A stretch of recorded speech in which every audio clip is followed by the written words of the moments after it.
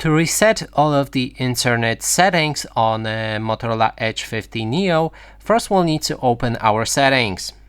Then scroll all the way down to the system and select it.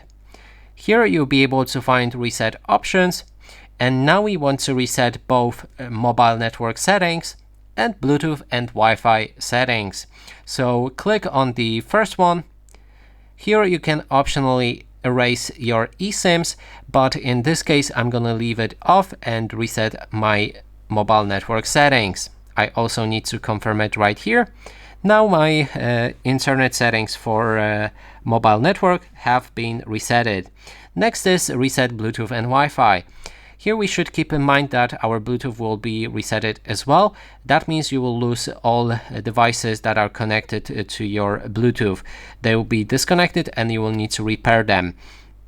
And not repair them in the literal way. Repair, that means reconnect them, let's say. So now when we acknowledge that, we can click on reset and our Bluetooth and Wi-Fi have been reset.